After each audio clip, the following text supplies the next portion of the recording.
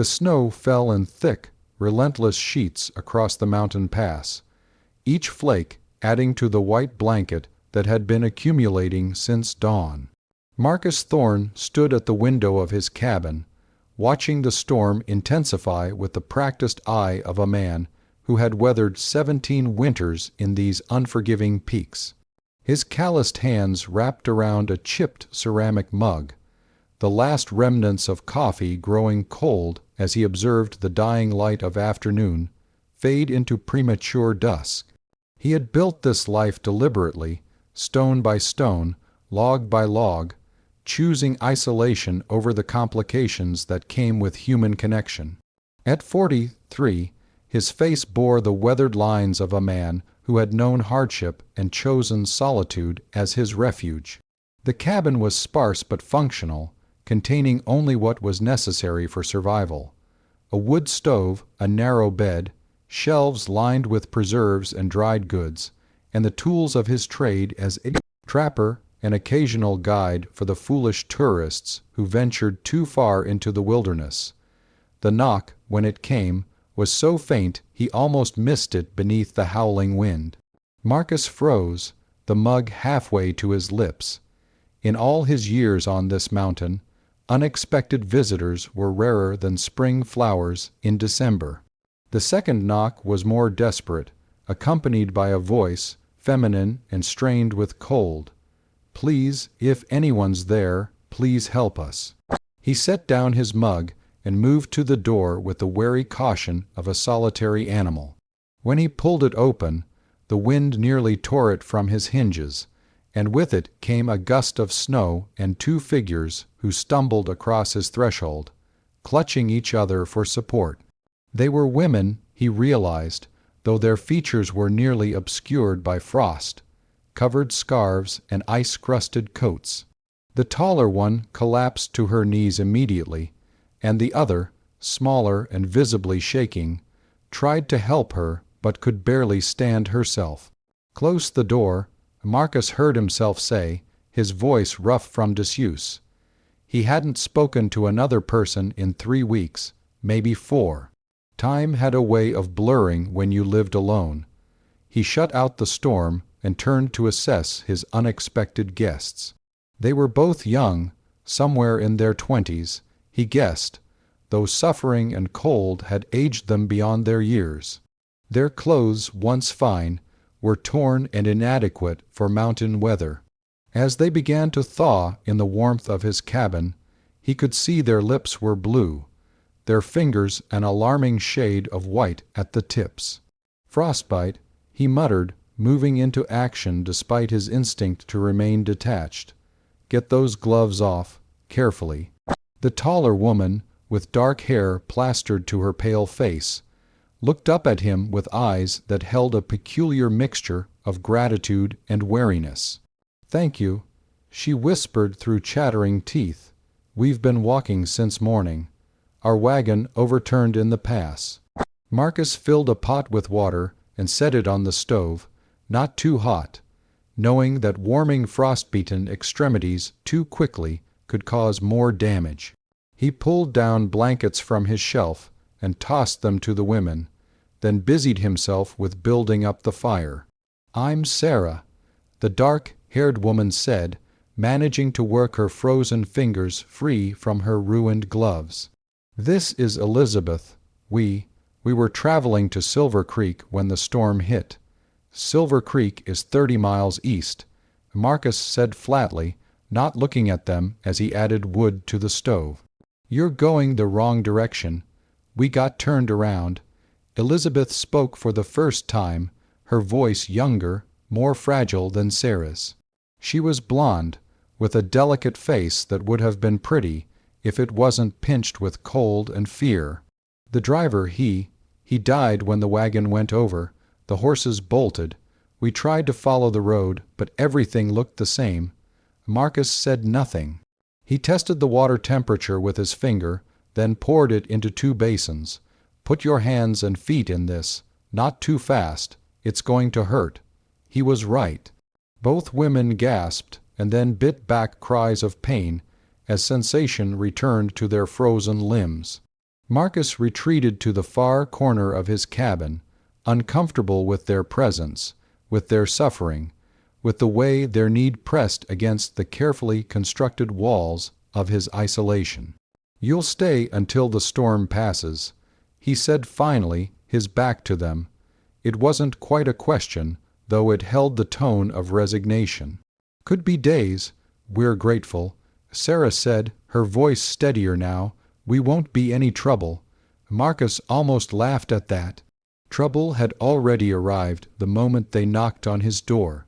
As the evening wore on, and feeling returned to their extremities with painful persistence, the two women gradually shed their outer layers and moved closer to the fire. Marcus prepared a simple stew from venison and root vegetables, working in silence while they whispered to each other in voices too low for him to catch. He didn't want to catch them. Whatever their story was, whatever had brought them to his mountain, he didn't want to know. But stories, like storms, have a way of making themselves known whether you want them to or not. "We're widows," Sarah said abruptly, as Marcus ladled stew into wooden bowls. "Both of us. That's why we were traveling to Silver Creek. Elizabeth's aunt lives there. It's the only place we have left to go." Marcus handed them their bowls without comment, but Elizabeth continued as if his silence was invitation enough. "Sarah's husband died 6 months ago, mine 3 weeks past." Her voice broke slightly. "We met at the boarding house in Millerville. Neither of us had anywhere else, no family except my aunt. We pooled what little money we had left and hired a wagon to take us east. And now you've got nothing," Marcus stated, sitting on his rough, hewn chair with his own bowl. "Now we've got our lives." Sarah corrected him, a hint of steel in her voice that suggested she was stronger than she looked. "That's more than we had this morning." They ate in silence after that. Marcus noted how they savored each bite, how they scraped their bowls clean with pieces of bread he'd baked 3 days prior. When had they last eaten? He didn't ask, just gave them second helpings and pretended not to notice the way Elizabeth's eyes filled with tears of gratitude. As night fell fully and the storm raged with renewed fury outside, the practical matters of sleeping arrangements became unavoidable. Marcus's cabin had one bed, sized for a single person. He pulled spare furs and blankets from his storage chest and made a pallet near the fire. "You two take the bed," he said gruffly. "I'll sleep here." "We couldn't," Elizabeth protested, but Sarah placed a hand on her arm. "Thank you," Sarah said simply, and there was something in her directness that Marcus found both unsettling and oddly refreshing. She didn't simper or play at false modesty. She understood the reality of their situation and accepted his offer with dignity. As the women settled into his bed, whispering to each other in the darkness, Marcus lay on his pallet and stared at the ceiling. The cabin felt different with others in it. The silence was not empty but full of presence, of breath and heartbeat and the small movements of other living souls. It pressed against him uncomfortably, reminding him of things he'd worked hard to forget. The second day dawned with no break in the weather. If anything, the storm had intensified, and Marcus knew from experience that they were likely trapped for at least 3 more days. He rose early, as was his habit, and found Sarah already awake, sitting by the window and watching the white world beyond. "Couldn't sleep?" he asked, more out of courtesy than genuine curiosity. "I kept thinking about the driver," she said quietly. "George was his name. He had a wife in Millerville. Someone should tell her.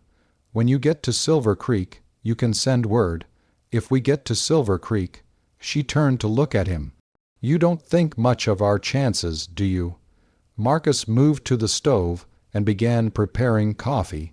"I think survival in these mountains takes more than hope and good intentions. It takes knowledge, preparation, and a healthy respect for how quickly nature can kill you. "Is that why you're here alone?" Sarah asked. "Because you respect nature's ability to kill you." He poured water into the coffee pot with more force than necessary. "I'm here because I choose to be. I never had a wife," he said suddenly, the words coming unbidden. He hadn't meant to say it, hadn't meant to offer any glimpse into the life he'd left behind.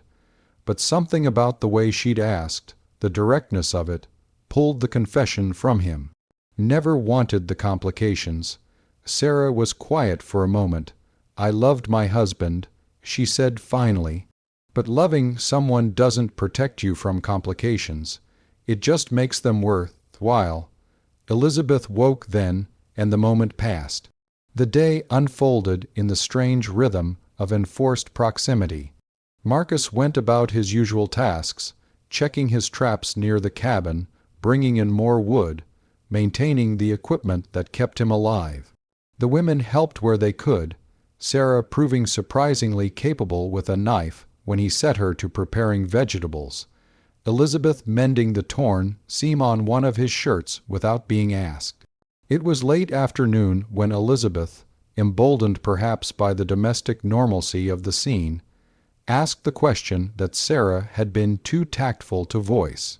"Why did you really come up here alone, Mr. Thorne?" Marcus paused in his whittling, a half-formed spoon taking shape in his hands. For a long moment he considered not answering, maintaining the wall he'd built between himself and the world. But the storm trapped them together, and silence could be its own kind of cruelty. "I had a brother," he said finally, his voice low. "Thomas, we worked a farm together downstate, inherited it from our parents. Good land, good prospects. Thomas married a woman named Catherine, and they had plans to fill the house with children." He set down his knife, his hands suddenly still. "There was an accident, a stupid accident. I was driving the wagon, and the axle broke on a turn. Wagon went over, crushed Thomas beneath it. He died 3 days later, and Catherine, she blamed me. She was right to.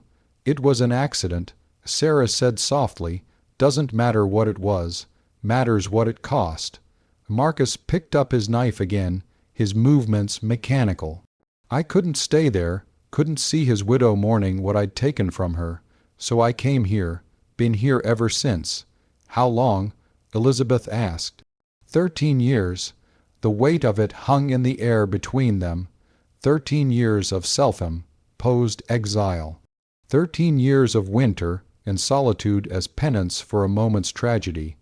"That's a long time to punish yourself," Sarah said. "Not near long enough," Marcus replied. That night, as the fire burned low and the storm continued its assault on the mountain, Sarah spoke of her own dead husband. "James had been a clerk," she said, "reliable and kind, struck down by fever that swept through Millerville like a scythe through wheat. Elizabeth's husband, Peter, had been thrown from a horse and broken his neck, dying instantly and leaving her pregnant, though she lost the child a week after his funeral." Their stories poured out in the darkness, 3 people bound together by loss and circumstance, finding a strange comfort in shared grief. Marcus listened more than he spoke, but he listened, and that was something he hadn't done in longer than he could remember. The 3rd day brought a slight break in the storm. The snow still fell, but the wind had died down enough that visibility improved beyond a few feet. Marcus ventured out to check the full line of traps, leaving the women to manage the cabin. When he returned hours later, cold and carrying 2 rabbits, he found them laughing. The sound stopped him at the door. Laughter in his cabin. It seemed impossible, like finding flowers blooming in the snow. "What's funny?" he asked, perhaps more gruffly than he intended, as he shook off the snow. Elizabeth blushed, but Sarah smiled at him, unabashed. "We were just imagining what the ladies of Silver Creek will say when we arrive.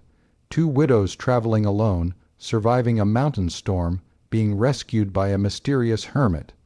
The gossip will fuel their tea time for months.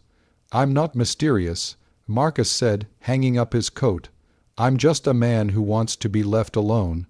And yet, here we are," Sarah pointed out. "Not leaving you alone. Storm won't last forever." "No," she agreed, something shifting in her expression. "It won't. But the storm did last. 4 days, 5. On the 6th day, the sky finally cleared to a brilliant blue, the sun so bright on the fresh snow that it hurt to look at it. The world was transformed, beautiful and deadly, with drifts piled 8 feet high in places. It'll take another day for the pass to be even remotely navigable," Marcus told them over breakfast. "Day after that, I can guide you down to the main road. You might be able to catch a supply wagon to Silver Creek from there. We can't pay you," Elizabeth said quietly. "We lost everything in the wagon. Didn't ask for payment." Sarah studied him across the rough table. "Why are you helping us?" It was a fair question. Marcus considered it, really considered it, trying to understand his own motivations. "Because I couldn't live with myself if I didn't," he said finally. "I've already got enough weight on my conscience."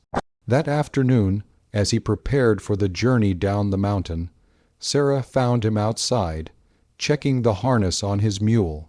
"Come with us," she said without preamble. Marcus looked at her, startled.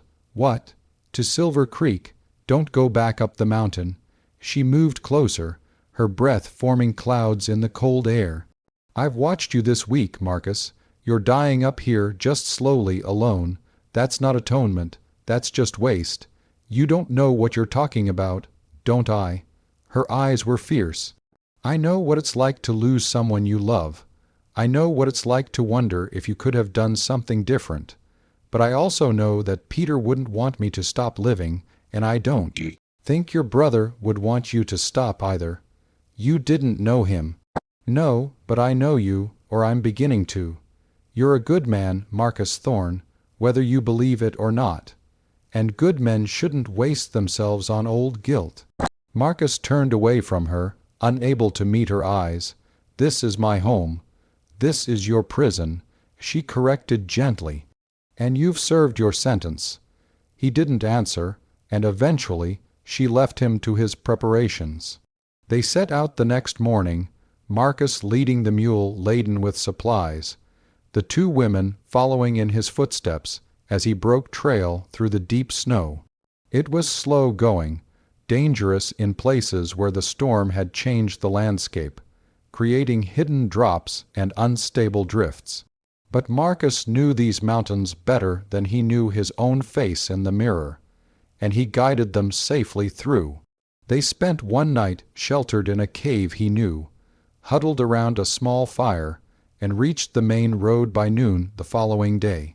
As promised, a supply wagon was making its way slowly towards Silver Creek, and the driver agreed to take on the 2 women for the remainder of the journey. "This is goodbye then," Elizabeth said, embracing Marcus impulsively. "Thank you for our lives." Marcus nodded awkwardly, unused to such displays.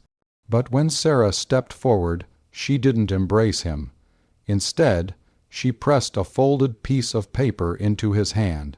"Elizabeth's aunt's address," she said, "in case you change your mind about that prison." "I won't. We'll see." She smiled at him, sad and knowing. "You saved us, Marcus. Maybe it's time someone saved you too." They climbed into the wagon, and Marcus stood in the road, watching as it pulled away. He should have felt relief, he thought. His solitude restored, his mountain waiting, his life returning to its careful equilibrium. Instead, he felt hollow, as if something essential had been carved out of him during those storm-bound days. He stood there long after the wagon disappeared from view, the paper clutched in his gloved hand. Then, almost without deciding to do so, he unfolded it and read the address written in Sarah's careful hand. Below it, she'd written something else. "Loneliness isn't the same as peace. Come find the difference." Marcus refolded the paper and tucked it carefully into his coat pocket. He turned and looked back up at the mountain, at the cabin that had been his exile and his sanctuary. 13 years, 13 years of winter. The walk back up the mountain felt longer than it ever had before. The cabin, when he reached it, felt smaller, emptier, colder despite the fire he built. He went through the motions of his routine, but everything felt wrong, ill-fitting, like putting on clothes that had shrunk. He found one of Elizabeth's hairpins caught in the blankets on his bed. Sarah had left her worn mittens drying by the fire and never retrieved them. These small artifacts of their presence haunted him more than he wanted to admit. 2 weeks passed. Then 3. Winter deepened its grip on the mountain, and Marcus trapped and hunted and survived, as he had always done. But something had broken in his carefully constructed isolation. The silence that had once been his refuge now felt oppressive. The solitude that had been his penance now felt like cowardice. On a morning when the sun rose clear and bright over the peaks, Marcus made a decision. He packed his essential belongings into a single bag, banked his fire, and closed the door on 13 years of self-imposed exile. The walk down the mountain was easier this time, as if the mountain itself was releasing him. The journey to Silver Creek took 3 days. When he finally stood before the modest house at the address Sarah had given him, his courage nearly failed. What was he doing? They had their own lives to rebuild. They didn't need a broken-down hermit complicating things further. But before he could turn away, the door opened and Sarah stood there, a shawl wrapped around her shoulders, her eyes widening with recognition and something else, something that looked almost like hope. "I thought about what you said," Marcus managed, his carefully planned speech evaporating, "about the difference between loneliness and peace. And I think maybe I'd like to find out." He paused, searching for the right words. "I never had a wife, never had much of anything except guilt and solitude, but maybe it's time I tried for something different." Sarah's smile was like sunrise breaking over the mountain peaks. "Maybe it is," she agreed, and she opened the door wider, an invitation and a promise. "Come in, Marcus. Come home." He stepped across the threshold, leaving the lonely mountain behind, and for the first time in 13 years, felt the cold weight on his chest begin to lift. The storm had brought them together, but it was something else, something warmer and more enduring, that kept them together in the days and months that followed. He'd told them he never had a wife, and it had been true. But truth, like seasons, has a way of changing.